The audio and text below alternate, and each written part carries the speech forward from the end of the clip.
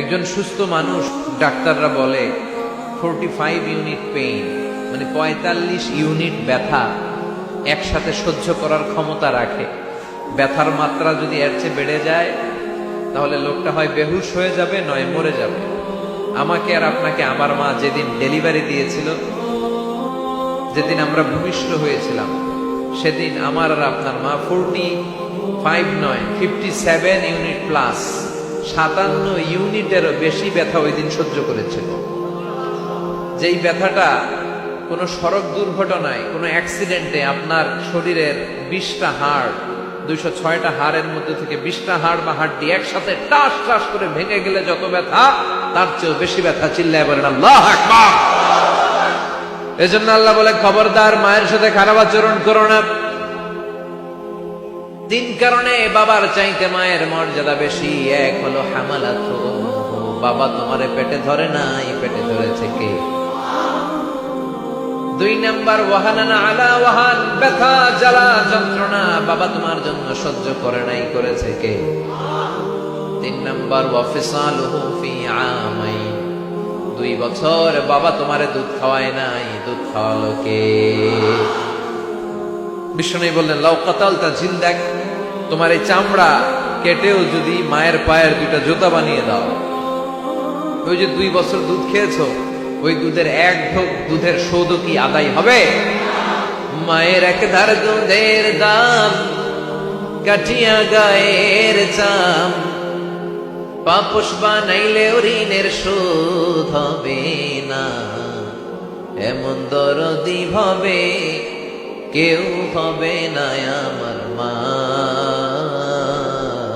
গো, এমন দরদি ভাবে কেউ হবে না আমার মা গো। ঠিক কিনা?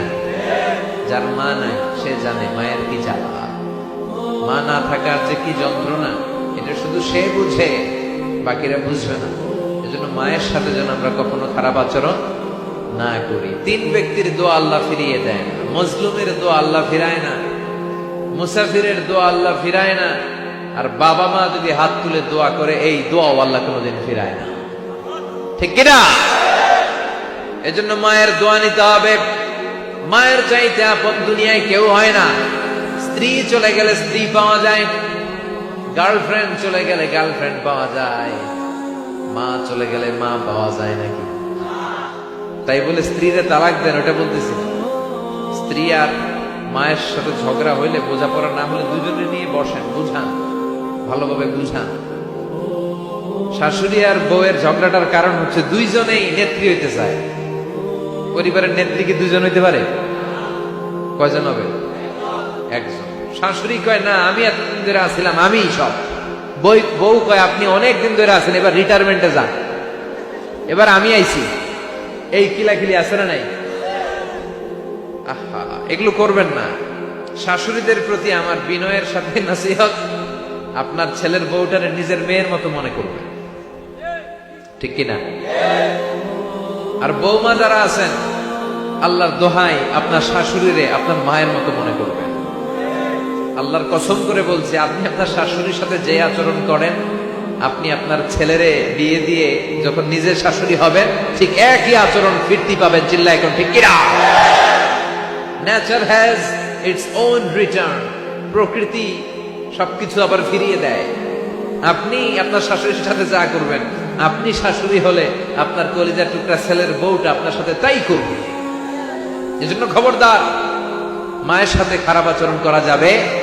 ওগো মা, তুমি এই ধরনের শ্রেষ্ঠ নেয়ামত, তোমারই পদ তলে রয়েছে জান্নাত।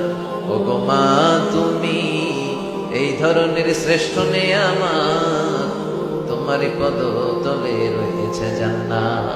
মায়ের পায়ের নিচে জান্নাত। সুবহানাল্লাহ পড়ে। এই দুনিয়াটা যদি কয়েকশো বার বিক্রি করে দেই, ওই বিক্রির টাকা দিয়ে জান্নাতের একটা চেয়ারের দাম হবে কি? এই দুনিয়াটাকে কয়েক লক্ষ বার বিক্রি করলে যে দাম পাওয়া যাবে, ওই দাম দিয়ে জান্নাতের একটা টেবিলের দাম হবে কি? তাহলে যেই জান্নাতটা মায়ের পায়ের নিচে পড়ে আছে, ওই পা 2টার দাম কত?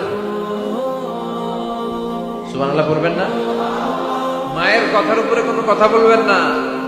মা বাবা যেটা বলে ওইটাই ফাইনাল, ঠিক কিনা?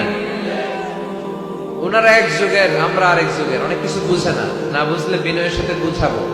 কোনো কারণে আগে যদি অতীত সময়ে বেয়াদবি করে থাকেন, পা ধরে ক্ষমা চাই। যুবক ভাইয়েরা, তোমাদেরকে বলি, মায়ের সাথে বেয়াদবি করো না, বাবার সাথে বেয়াদবি করো না। অন্যায় হলে ক্ষমা চাইতে হবে। বাবা মার কাছে ক্ষমা চাইলে বাবা মা মাফ করবে না? কথা বলেন।